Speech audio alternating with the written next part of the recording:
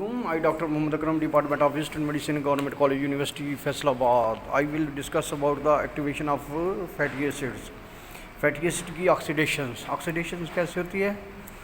सबसे पहले एक्टिवेशन होती है पाल्मिटिक एसिड कोएंजाइम की मौजूदगी में पाल्मिटाइल एस्क्वे में चेंज होता है, जिसमें थायोकाइनेज यूज़ होता है एज एंजाइम के तौर पर, और कोएंजाइम को ए होता है, और ये इस तरह पाल्मिटाइल एस्क्वे बनता है। पाल्मिटाइल एस्क्वे जब बन गया तो ये एक्टिवेटेड फॉर्म हो गया, और ये एक्टिवेशन होना ज़रूरी होती है। उसके बाद कार्निटीन शटल यूज़ होती है लॉन्ग चेन फैटी एसिड की एंट्री के लिए। हम एग्जांपल लेते हैं पाल्मिटिक एसिड को, तो कार्निटीन इसके साथ मिलता है, तो कार्निटीन प्लस पाल्मिटाइल एस्क्वे, और CYP1 जो है इसको इकट्ठा करती है, और फिर इसके बाद ट्रांसलोकेज एंजाइम जो है इसको ट्रांसलोकेट करता है with in the mitochondria.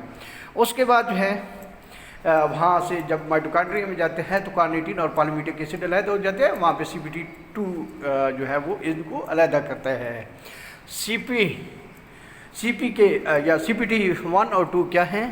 Carnitine palmitoyl transferase 1 and carnitine palmitoyl transferase 2। ये दोनों जो है वो एक जो है वो जोड़ता है और दूसरा जो है वो तोड़ता है। उसके बाद कार्निटीन आज़ाद हो जाता है, वो साइटोसोल में चला जाता है। पाल्मिटाइल एस्क्वे उसकी डिहाइड्रोजनेशन होती है, तो अल्फ़ा और बीटा कार्बन से जो हाइड्रोजन निकलते हैं, इसलिए उसको कहते हैं अल्फ़ा बीटा अनसैचुरेटेड पाल्मिटाइल एस्क्वे। फिर इस पर जो है वो H2 ऐड होता है, तो बीटा हाइड्रोक्सी पाल्मिटाइल एस्क्वे कहते हैं, और इसके बाद उसकी डिहाइड्रोजनेशन होती है, वाटर निकल जाता है, H2 निकल जाता है, तो कार्बन रह जाता है, C डबल बॉन्ड O बनता है, तो इसको बीटा कीटो पाल्मिटाइल को कहते हैं। और इसके बाद जो है ये ब्रेक होता है, तो 14 कार्बन जो है जब भी ब्रेकेज होता है तो बॉन्ड की ब्रेकेज होती है, तो मेस्टाइल को और एस्टाइल को हासिल होता है, और मेस्टाइल को जो है वो 14 कार्बन कंपाउंड है। इसी तरह जो है वो एक साइकिल में एक एस्टाइल को हासिल होता है। तो ये बीटा ऑक्सीडेशन थी, और एस्टाइल को जब तीसरे साइकिल में जाता है तो वो फिर हमें एनर्जी प्रोवाइड करता है। Thank you very much. अल्लाह हाफिज़।